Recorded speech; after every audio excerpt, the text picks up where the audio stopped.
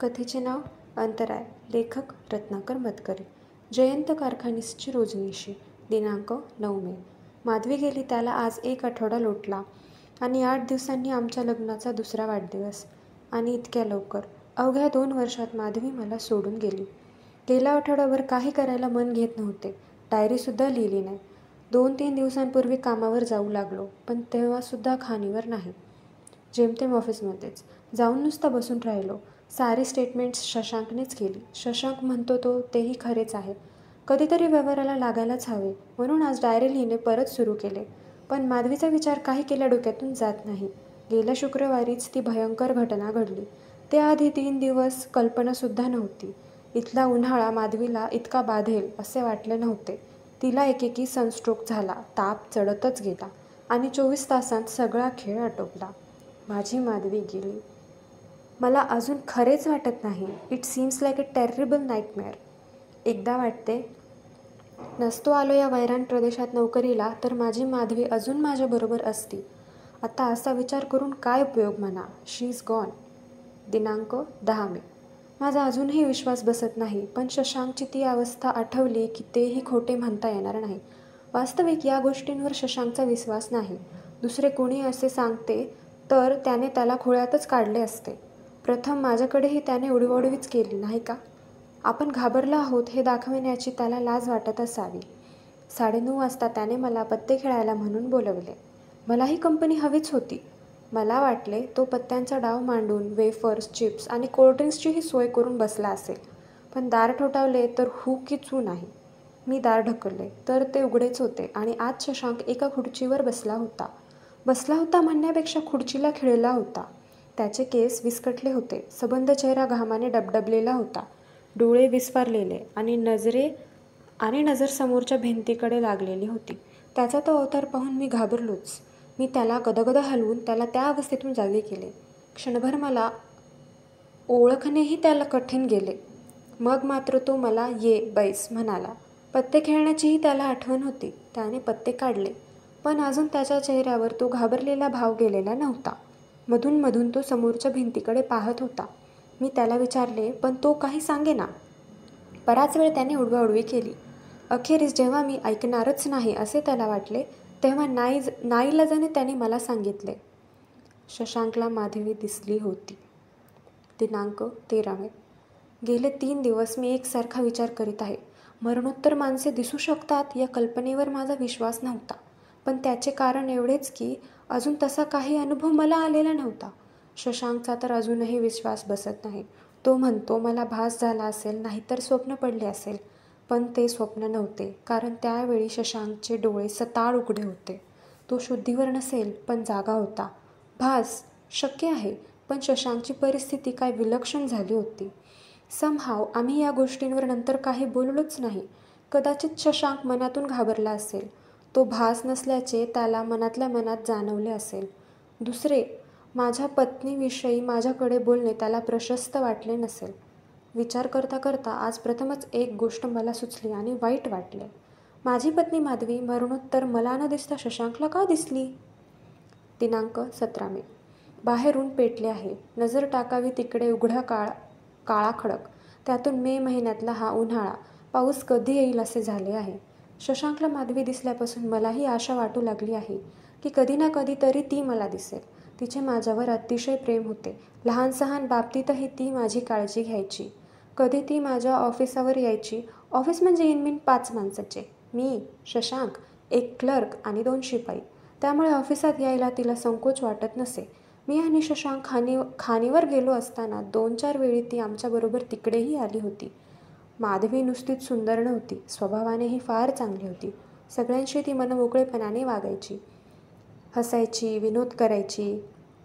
माझ्यावर तिचे विलक्षण प्रेम होते. मी शशांकसारखा घाबरणारा नाही. कशाला घाबरायचे? ती मला काही करणार नाही. तिचे माझ्यावर प्रेम आहे. जगातल्या सगळ्या दुष्ट शक्तींपासून उलट तीच माझे रक्षण करेल. ती जर शशांकला दिसू शकते तर मला का नाही दिसत आहे? आज ना उद्या कधीतरी मलाही दिसेल. I must wait. तसा शशांक तिला परका नव्हता. खाणीच्या कामावर इंजिनियर म्हणून तो अलीकडेच आला. त्याची हुशारी आणि मोकळा स्वभावही मला आवडला. आमची चांगली गट्टी जमली. एकदा मी त्याला माझ्या घरी चहाला आणले. गंमत म्हणजे त्याची आणि माधवीची कॉलेजातली ओळखही निघाली. आम्ही तिघे पिकनिकला बऱ्यापैकी एकत्र जाऊ लागलो. कधी कधी एकत्र जेवू लागलो. ही डायरी लिहिण्याची कल्पना शशांकचीच. मार्चपासून आम्ही दोघे डायऱ्या लिहित आहोत. सुरुवातीला माधवी हसली होती. किती दिवस डायऱ्या लिहितो बघते मीच. 4 दिवसात जाल कंटाळून. दिनांक 18 मे. आज आमच्या लग्नाचा वाढदिवस. गेल्या वाढदिवसाला आम्ही शिमल्याला होतो. आज मी कुठे आणि माधवी कुठे? माधवी मला न दिसता शशांकला का दिसावी? नाहीतर शशांक म्हणतो त्याप्रमाणे सारा भासच असेल. I don't believe in super natural, forget it. दिनांक 20 मे. वेल, मी पहिल्यापासून शशांकला सांगत आहे की तो भास नसेल. शेवटी माझे खरे ठरले. It was real. I have got a proof. मी हे लिहित असताना हा पुरावा माझ्यासमोर पडला आहे.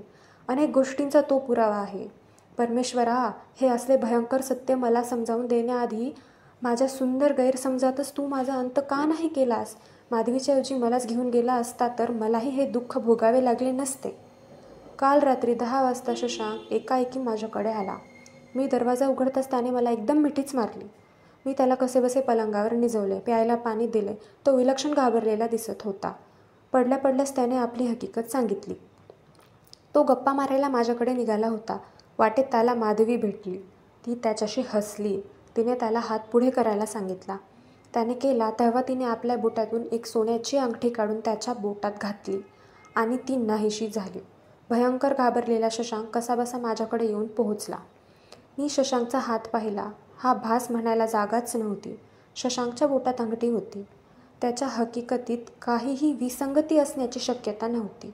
कारण तो एरवी कधीच अंगठी वापरीत नसे आणि शिवाय ही अंगठी मी चांगलीच ओळखत होतो.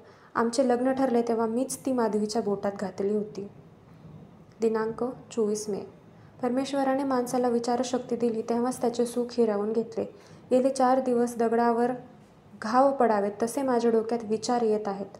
रात्री मध्येच जाग येते आणि पहाटेपर्यंत विचारसत्र चालू राहते. आज 24 मे आणि अजूनही पावसाचे नाव नाही.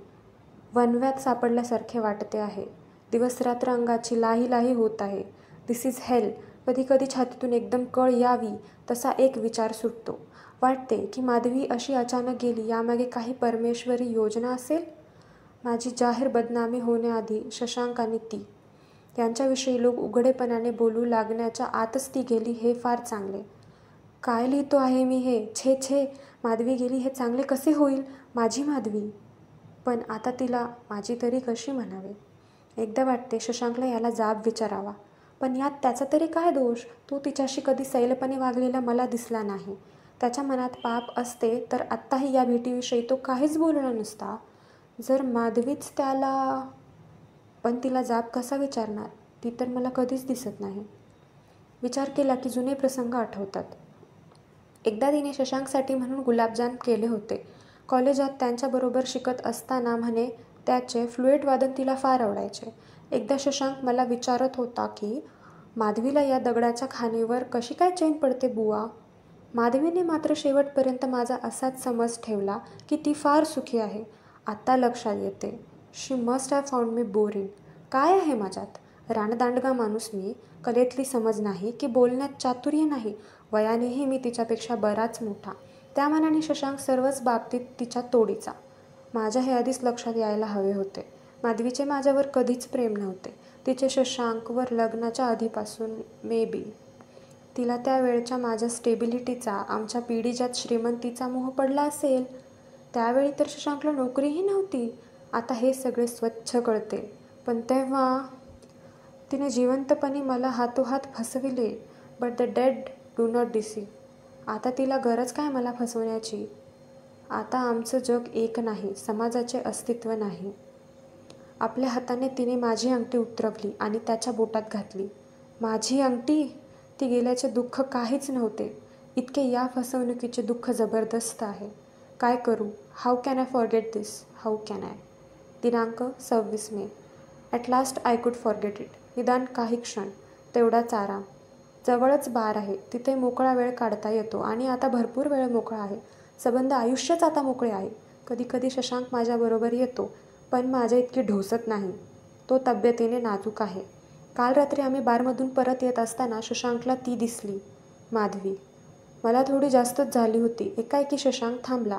माझा दंड त्याने गच्च धरून ठेवला. समोरच्या काळोखात तो डोळे विस्फारून पाहत राहिला. जागचा हाले ना. मी त्याला ओढू लागलो. तो पुटपुटत म्हणाला, ती बघ त्या झाडाखाली. त्याची ती अवस्था पाहून मला कल्पना आलीच होती, पण मला मात्र ती दिसत नव्हती. ॲज इफ तिचे आणि माझे काही नातेच नव्हते. ती मला बोलवीत आहे, पाहिलंस? शशांक म्हणाला.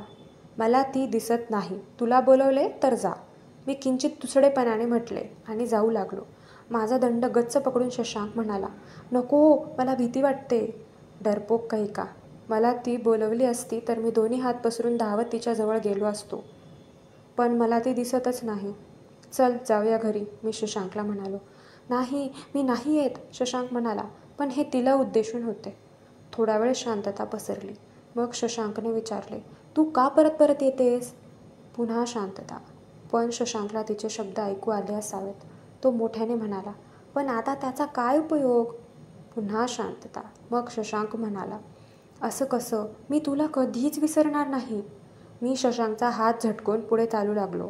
शशांक म्हणत होता, म्हणजे तू त्यांना ओळखत नाहीस? तुझं त्यांच्याशी लग्न झालं होतं, जयंत कारखानीस ते. मी धावत शशांकपाशी गेलो. शशांक, तिला सांग की मला दर्शन दे, एकदा तरी, एकदा तरी. शशांकने विश्वास न बसून विचारले, म्हणजे ती तुला खरोखरीच दिसत नाही? नाही शशांक. मी विलक्षण शर्मिंदा झालो होतो, पण त्याच्याकडे खोटे बोलणे शक्यच नव्हते. सांग तिला शशांक, सांग तिला.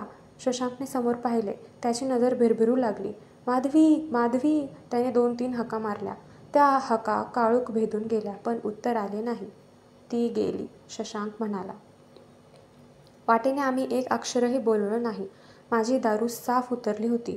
शशांकची भीतीही सरावानेच बहुधा आता थोडी कमी झालेली दिसत होती. रात्रभर मला झोप शिवली नाही. मी अंथरुणात तळमळत राहिलो. मध्यरात्री उकाडा असह्य होऊन मी बाहेर उभा राहिलो.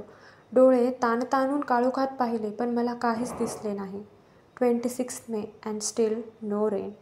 दिनांक 30 मे. I am ashamed of myself. I am ashamed of my own existence. आज मी अगदीच ताळतंत्रा सोडला. माझ्या वयाचा, प्रतिष्ठेचा कसलाही विचार मला आवरू शकला नाही. बारमध्ये मी चक्क शशांकला मारले. मी अर्थातच धुंदीत होतो, त्यामुळे आमचे काय संभाषण झाले हे मला नीटसे आठवत नाही, परंतु ते माधवीच्या संदर्भातच असणार हे नक्की. आता तर मद्याच्या धुंदीतही मला माधवीने केलेली फसवणूक विसरता येत नाही. कोण म्हणते, दारूच्या धुंदीत दुःखे विसरली जातात. उलट दुःखांना निरनिराळे भयान आकार येतात. कल्पनेचे भडक रंग फासले जातात. काहीही असो, पण या संभाषणाचा शेवट मी शशांकचा गळा पकडून त्याला फाड फाड मारण्यात झाला.